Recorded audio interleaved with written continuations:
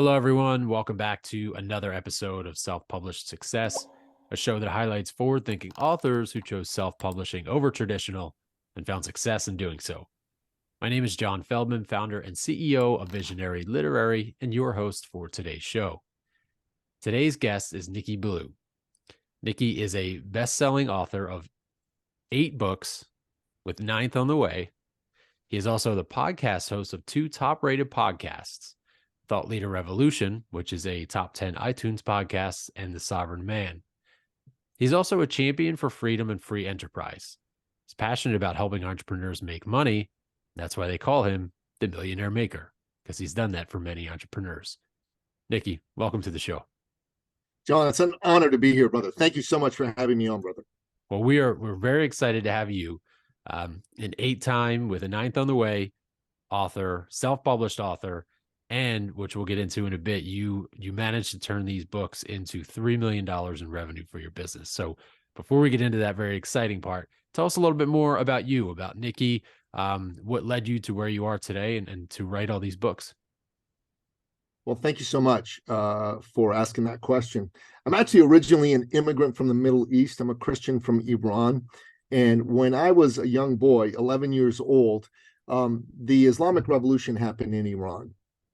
And my late father, who was an entrepreneur and my hero, he could see the writing on the wall that this wasn't going to be a great place to raise this Christian family, because the relatively benign dictatorship of the Shah was replaced by the not so benign tyranny of the mullahs. And he made a plan and he hustled us out of Iran. And eventually we settled where I now live, which is in Toronto, Ontario, Canada.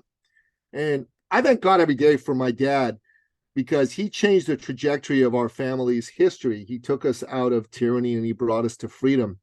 And, one of the things that an immigrant like myself, who's lived in a tyrannical country, really is grateful for is the level of freedom that exists in the West. I just want to say this to anybody who's born in the United States or Canada and hasn't experienced tyranny. Find a way to really understand how good you have it. I'm not trying to pretend that we're perfect over here in the West, because we're not. We screw up a lot.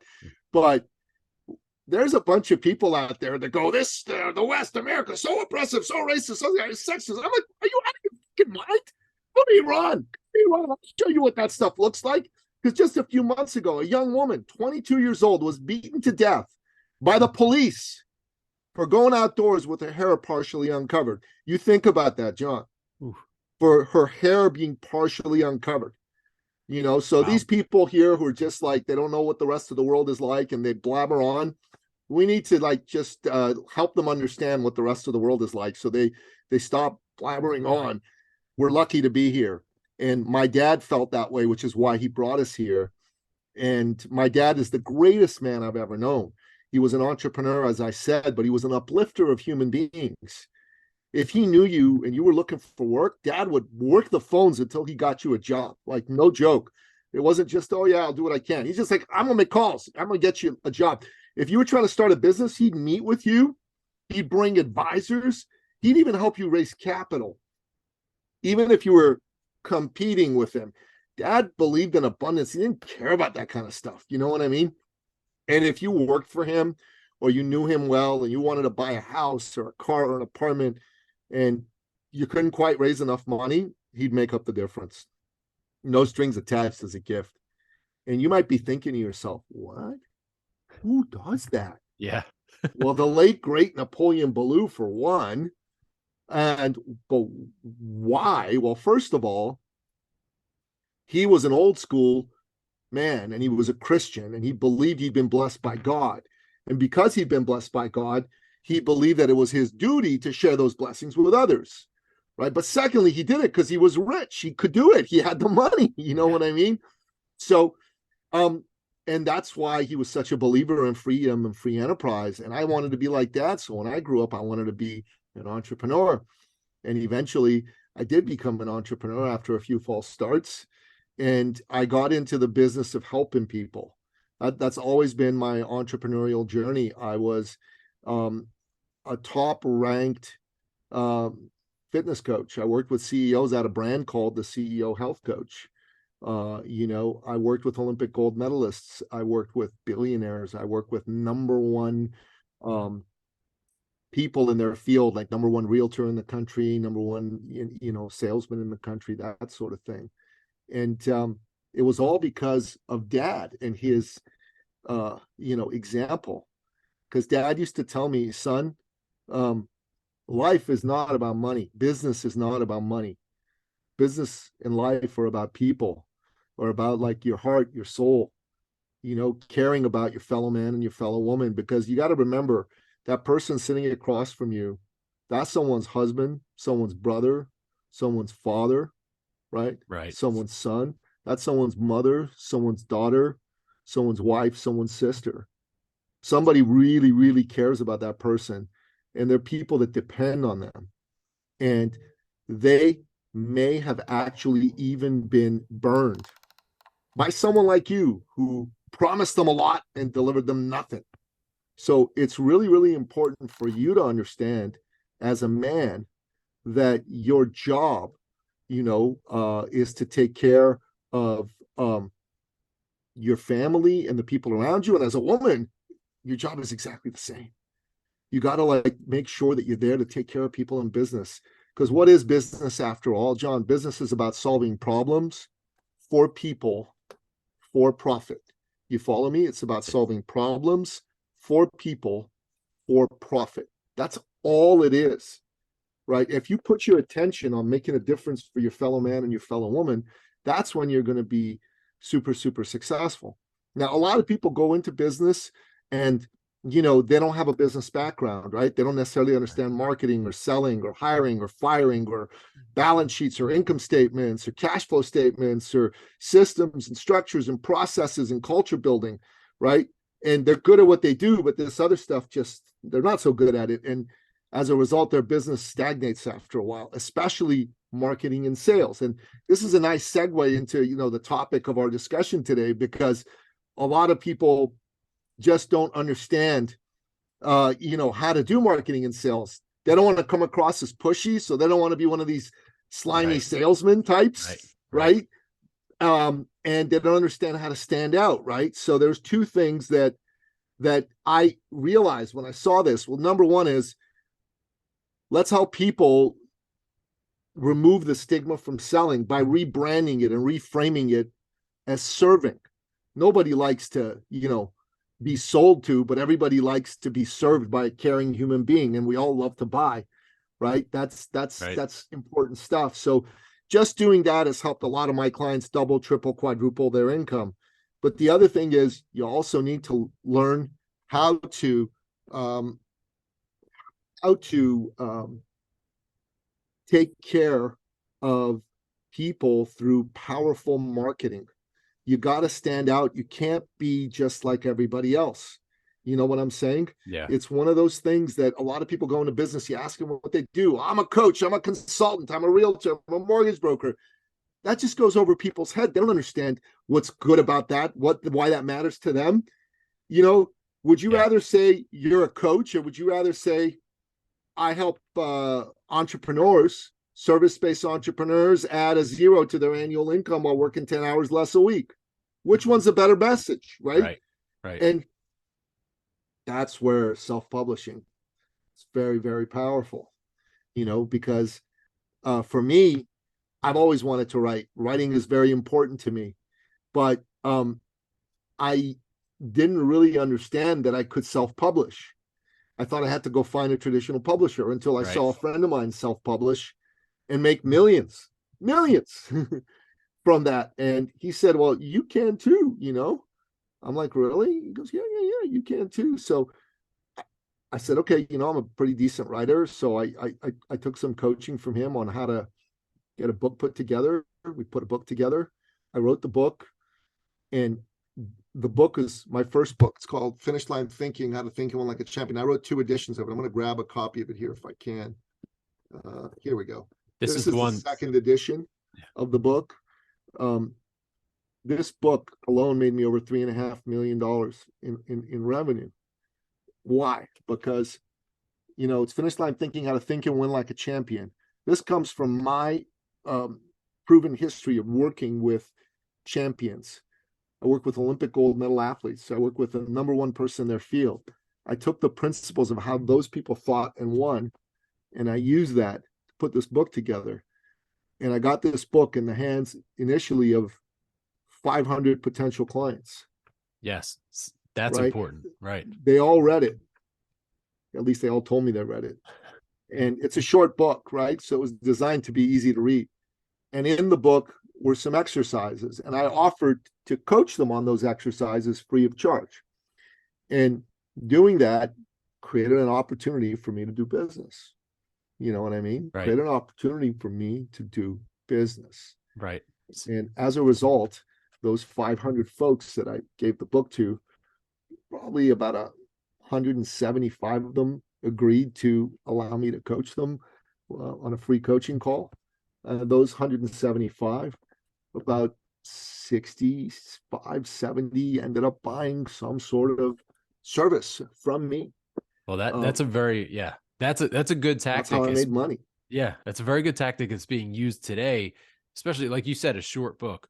A lot of people today, especially like if you're talking about traditional publishers, their word count minimums, but today short books are being more and more, it's more beneficial because one, our attention spans are shrinking rapidly, so we don't want to read books that are pure fluff, but just the ability to get in front of people and to demonstrate your knowledge. So going back to your desire to help, obviously it stems from your dad. Your dad sounds like an amazing person, somebody that we all could use, especially now when we're looking for, jobs and income. Just that desire for him to help people because he could is something that obviously relayed down to you. You've written 8 books, all with a desire to help people and to work with people. Obviously, you want to make money doing that because you're a business person, but there are still, I don't know, 400 and some people that you gave that book to for free that it made an impact on. Maybe they didn't have the money to work with you or the time, or there was some kind of disconnect, but they still took value in that book. So since then, you've written 7 others and you have another on the way. So you know the impact that writing a book can have. Are there any other, with those 8 books, like any other ways that you have found other than the, give out the book and then offer some free coaching? What other kind of advice do you have for authors who are just putting out their first book, who are trying to get it in front of readers or potential clients? So depends on why you're writing the book.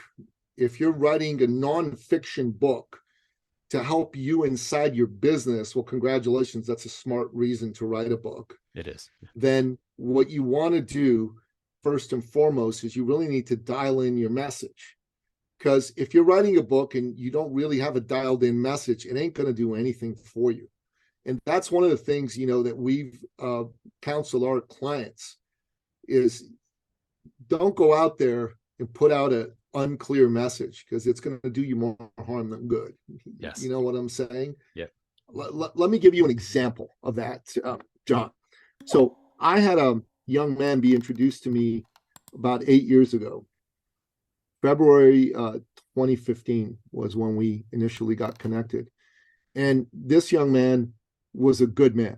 You know what I mean? Just a good fellow. You met him, you want him to date your sister. That's how good a fellow he was, right?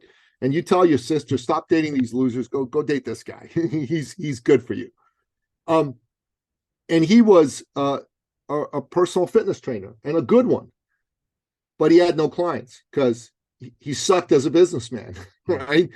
And you'll find out why in a minute, because when I first approached him, I said, tell me a bit about your business and who you help. And he goes, I can help anybody.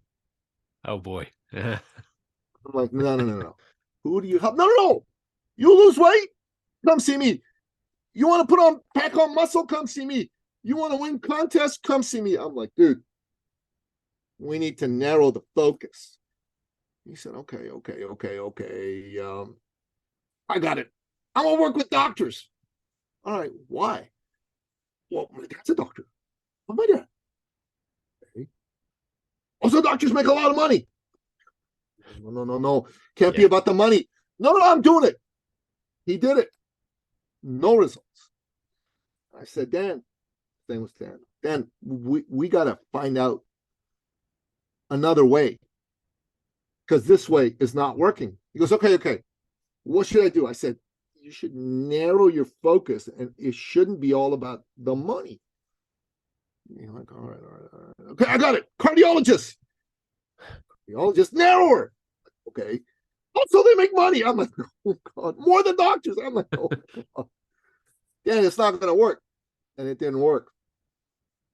Through serendipity, the good Lord sent him a man who was a Paralympian athlete who had a missing leg from childhood. This man and Dan, they hit it off. They did good work together. He got him ready for competition and he won medals. Dan then comes to me sheepishly and goes, oh, Nicky, oh my God, I'm an idiot. I'm like, no argument from me. I've been going after the money. You have. I should have been going after helping people. Yep, you should have. I think I'm going to help people with missing limbs, he said. I'm like, okay, all right, let's do that. That's a good idea. Brother, in 6 weeks, he signed up 400 clients. Wow. 400 clients. He went from making $1,200 a month to making over $100,000 a month. Wow. $100,000 a month in 6 weeks. Why? His message was dialed in. Yes. His message was dialed in.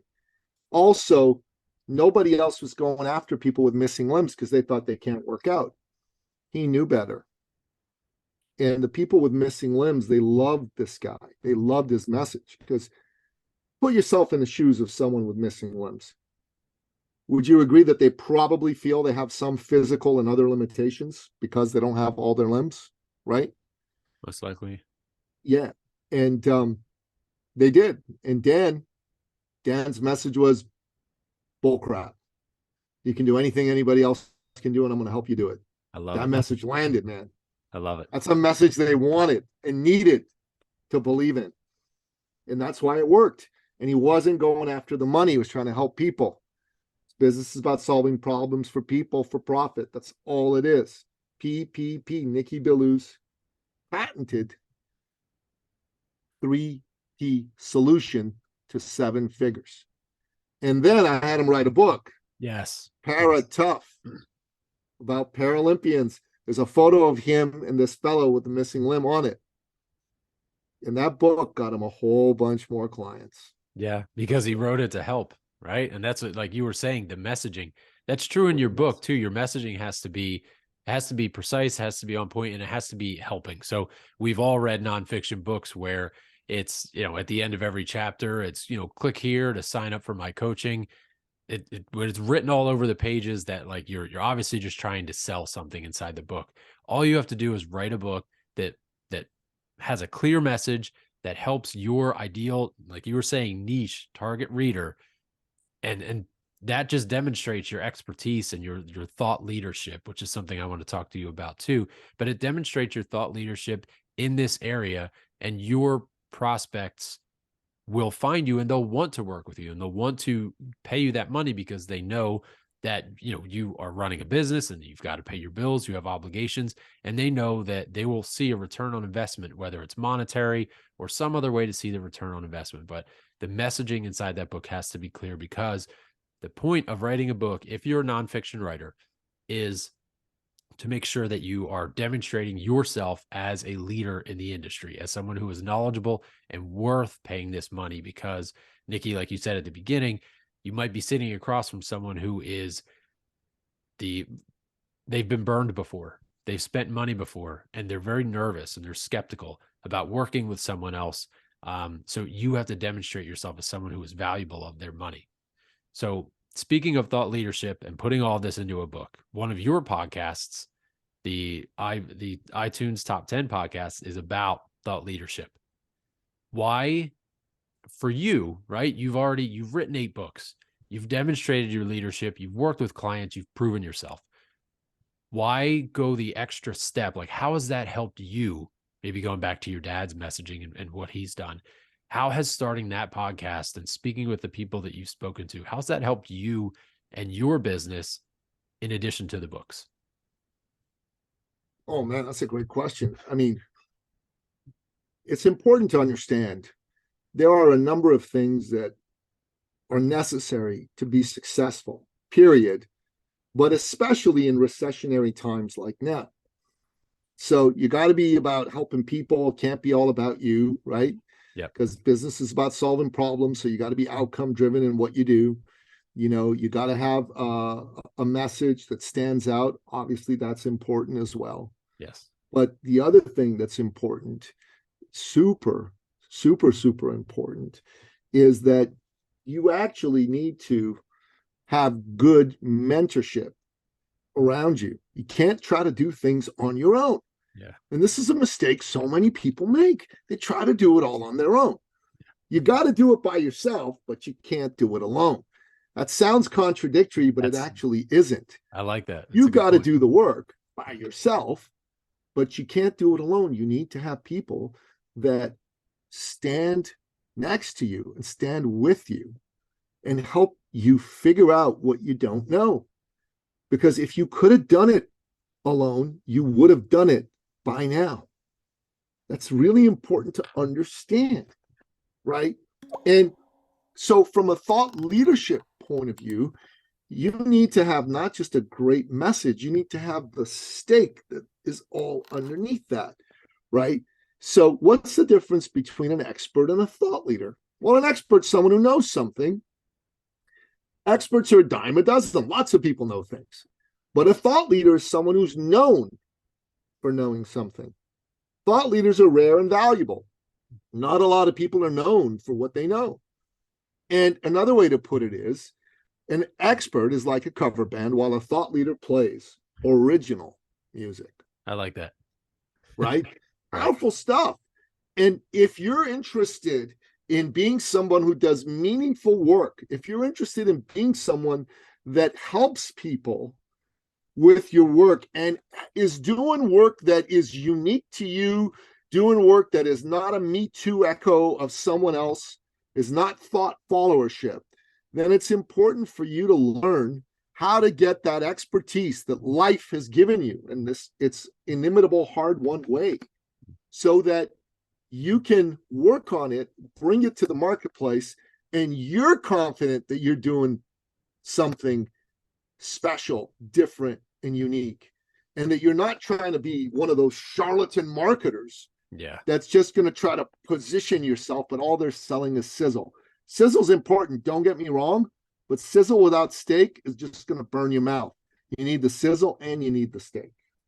Love it. So that's very important too, because today, obviously, they're with social media and marketing, and everyone's trying to position himself as an expert or CEO or thought leader. But these are all very important things to do. So anyone, this is very nonfiction specific for everything that we're discussing in this book, because obviously you want, like, fiction authors can get on stages and talk and maybe get into panels for conferences and things like that. But if you want to drive people, prospects to your business, like these are very, very important things to consider. So when it comes to driving people and prospects to your business, Nicky, this is something that you help with. So how can people find you and work with you? So you can find me on social media. Just go on pretty much any platform and type in Nicky Billou. You can go to Amazon, check out my book list and the podcast. That's another way. But if you're a business owner and you want to have a conversation about how you can take your business from here to the next level, about how you can make sure that your mindset and your actions are lining up to get you those results, I offer something called a free success coaching call, where I sit down, walk you through a very structured coaching session where we help you understand if what you're doing is designed to get you to where you want to go. And if it's not, then we're going to help you develop a new blueprint. And it's absolutely free of charge. So you go to ecircleacademy.com/appointment. That's ecircleacademy.com/appointment. That's the best way to get on my calendar. And we'll put that inside the description for anyone listening or watching. So, Nicky, there's so much that you're doing, again, following your dad's footsteps, just helping people as much as you can. Man. what's next for you? Book number 9 is coming. What else can we expect from you in the near future? Well, thanks for asking that question. I do 4 3-day workshops a year for prospective thought leaders. We just did one. We got 3 more of those coming up this year, April, July, and October. And in addition to this book, I've actually written a fictional book, which I'm excited Oh, about getting out there. That's been on the bucket list. 2, what I'm really keen on, going on 150 to 200 shows in 2023 with folks like yourself to get the message out to more and more people and to build good relationships with the podcast host, because I'm a believer that you do business with people you know, like, and trust. And out of those relationships comes opportunity and comes business. So that's what I'm focused on. that's excellent. I love the fiction book on top of all the nonfiction that you've been writing. Obviously, Nicky, again, just going back to your dad's messaging that I've been saying, but your ability, your desire to help people, and obviously your passion in the words that you've shared with us over the past 25 minutes or so, just show not only your thought leadership, but again, your desire to go out there and kind of make the world a better place. So we thank you for all of your advice. Anyone listening, again, you can go to Nicky's website. I'll put that in the show description, and you can work with him and see how you can turn your nonfiction book into $3 million in revenue the way Nicky was able to. So, Nicky, again, thank you for being here. Pleasure to be here, brother. God bless you, man. Thank you.